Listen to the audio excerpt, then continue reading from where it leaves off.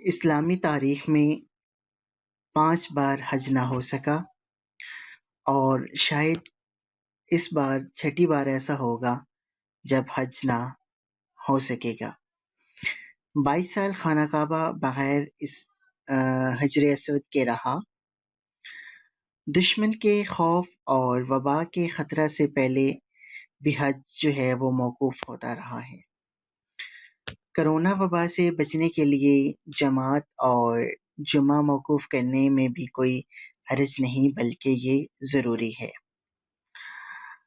دل جو ہے وہ خون کے آنسو روتا ہے کہ عالم اسلام کے اکثر حصوں میں مساجد جو ہیں وہ بند ہیں، نماز با جماعت موقوف ہے، اذان میں حی علی الصلاۃ کی بجائے صلاۃ فی بیوتکم کی صدائیں گونج رہی ہیں اور جمعہ کی ادائیگی پر بھی پابندی ہے۔ اب تو پاکستان میں بھی اس طرح کی صورتحال تقریباً دکھائی دیتی ہے اور اس سال جو ہے فریضہ حج کی ادائیگی بھی جو ہے وہ خطرہ میں نظر آتی ہے۔ شاید اس سال حج جو ہے وہ موقوف کر دیا جائے۔ اکثر لوگوں کا خیال ہے کہ شاید یہ تاریخ میں پہلا موقع ہوگا کہ جب حج ادا نہ کیا جا سکے۔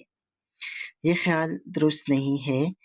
تاریخ اسلام میں پہلے بھی 5 مواقع ایسے آئے ہیں جب فریضہ حج ادا نہیں کیا جا سکا، اور تقریباً 22 سال ایسے بھی آئے ہیں جب خانہ کعبہ میں حجر اسود ہی نہیں تھا، اور ان سالوں میں حج بغیر حجر اسود کے ہوتا رہا تھا۔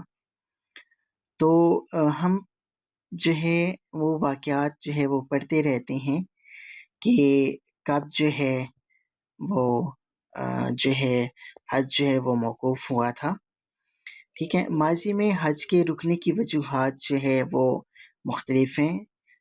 پہلی مرتبہ جب حج رکا تھا تو 251 ہجری میں تھا۔ حضرت حسن کی اولاد میں اسماعیل بن یوسف نے حاجیوں پر جو ہے وہ حملہ کیا اور 1 لاکھ سے زائد حاجیوں کو قتل کیا، اور اس سال حج نہ ہو سکا۔ یہ ابن کثیر میں لکھا ہے۔ ٹھیک ہے، اور دوسری مرتبہ 317 ہجری میں ہے۔ کرامتہ ان کی وجہ سے جو ہے 317 ہجری میں حجاج جو ہے وہ قتل کیے گئے تھے۔ حجر اسود نکال کر لے گئے اور 22 سال تک حج جو ہے وہ بغیر حجر اسود کے ہوتا رہا۔ ٹھیک ہے، اور تیسری مرتبہ 357 ہجری میں اس بار مکہ مکرمہ میں شامری نام کی وبا پھیل گئی تھی۔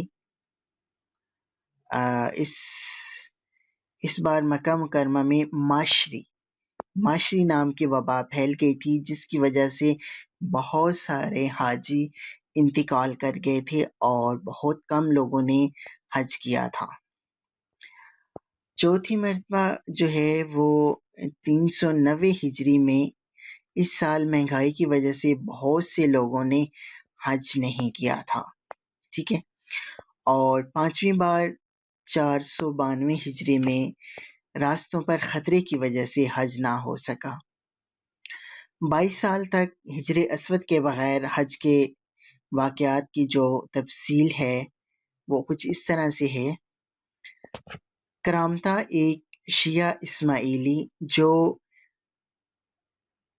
899 عیسوی میں ایک مثالی شیعہ اسماعیلی جمہوریہ قائم کرنے کی کوشش میں مشرقی عرب میں مرکوز جو ہے ایک گروپ تھا۔ یہ عباسی خلافت کے خلاف بغاوت کرنے کی وجہ سے بہت مشہور تھا۔ فرقے کے رہنما ابو طاہر سلیمانی الجنابی نے مکہ مکرمہ پر حملہ کیا اور اس عظیم اور پاک شہر کی بے حرمتی کی۔ خاص طور پر وہاں بے شمار لوگوں کا قتل عام کیا گیا۔ اس نے خانہ کعبہ سے حجر اسود کو بھی چرایا اور زمزم میں لوگوں کی لاشیں پھینکی، اور یہ سب اس نے 1930 عیسوی کے حج کے دوران کیا۔ حجر اسود کی واپسی کا ایک جو ہے وہ تاریخی واقعہ ہے۔ 7 ذی الحجہ 317 ہجری کو بحرین کے حاکم ابو طاہر سلمانی کرامتی نے مکہ معظمہ پر قبضہ کر لیا۔ خوف و ہراس کا یہ عالم تھا کہ اس سال حج بیت اللہ نہ ہو سکا، کوئی بھی شخص عرفات نہ جا سکا۔ یہ اسلام میں دوسرا ایسا موقع تھا کہ حج بیت اللہ موقوف ہو گیا۔ اسی ابو طاہر کرمتی نے حجر اسود کو بیت اللہ سے نکالا اور اپنے ساتھ بحرین لے گیا۔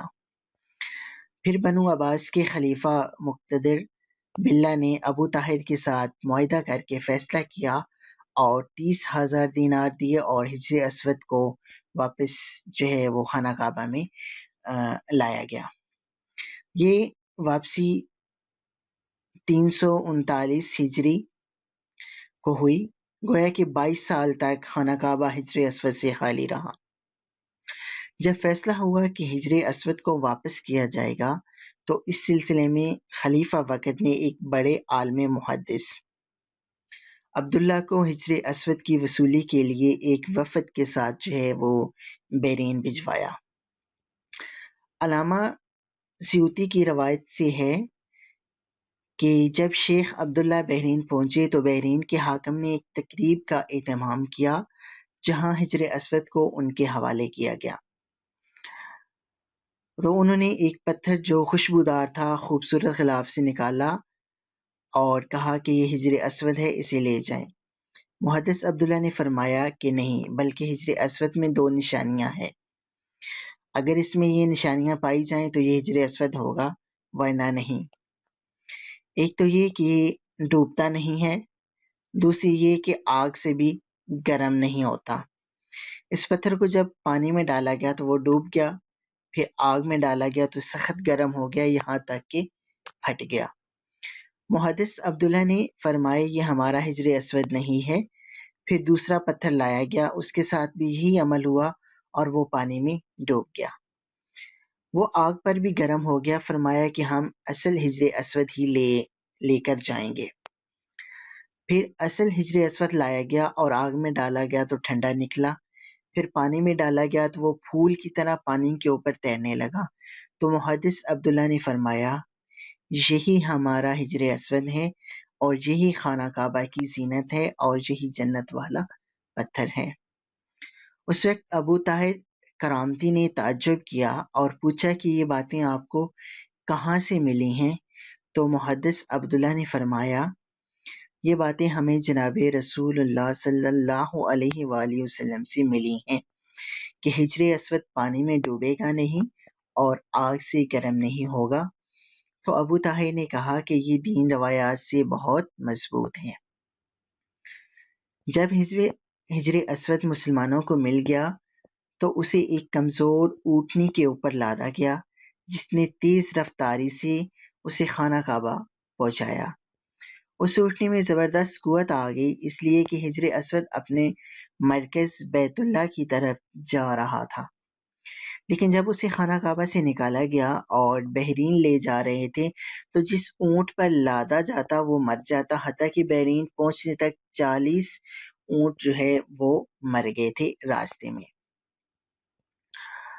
دشمن کے خوف اور وبا کے پھیلاؤ سے حج کے موقوف ہونے کا خدشہ تھا، کیونکہ انسانی جانوں کو جب خطرہ ہو تو پہلی اہمیت انسانی جان کی ہوتی ہے، اور حج جیسی اہم اجتماعی عبادت کو بھی روکا جا سکے گا۔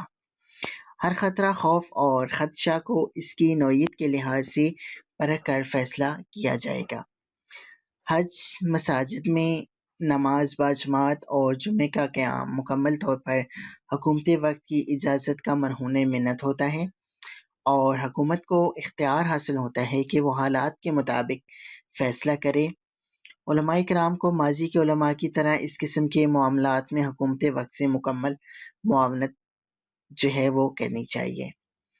کرونا جیسی وبا جو لمس و قربت سے پھیلتی ہے، ایسی شدید خوفناک وبا تاریخ میں پہلی بار سامنے آئی ہے، لہٰذا پرانے نظام کو سامنے رکھ کر اجتہاد کر کے نیا فیصلہ کرنے کا وقت ہے کہ یہ فیصلہ آنے میں وقتوں کے لیے جو ہے وہ ایک مثال بنے گا، جس طرح پہلے کے فیصلے ہمارے لیے جو ہے وہ مثال بنے ہیں۔ کرونا وبا کے معاملے میں جذبات کی بجائے معاملہ کی نازکی کو سمجھ کر انسانی جانوں کی اہمیت کو سامنے رکھنا چاہیے۔ میری اپنی ذاتی رائے میں کرونا کی وبا کے ختم ہونے تک نماز با جماعت اور اجتماع جمعہ کو روک دینا چاہیے، کیونکہ اگر مساجد میں اجتماعات جاری رہیں تو لاک ڈاؤن اور قرنطینہ سے کوئی خاص فائدہ حاصل نہیں ہوگا۔ اسلام آباد میں جو تبلیغی جماعت کے مبلغین کے ذریعے کرونا کا پھیلاؤ اس وقت کی جو ہے وہ تازہ مثال ہے، ٹھیک ہے، کیونکہ وہاں پر جو ہے اجتماعات کی وجہ سے کافی لوگوں کے اندر جو ہے یہ جو ہے کرونا کی وبا پھیلی ہے، تو سمجھ نہیں آتی کہ جو ہے اس پر علماء کرام جو ہیں وہ خاموش کیوں ہیں، ٹھیک ہے۔ تو اس طرح کے یہ معاملات ہیں جن میں جو ہے وہ حج جو ہے وہ موقوف کیا گیا، اور جو ہے حج جو ہے وہ مقررہ وقت پر مطلب اس سال حج نہیں ہو سکا۔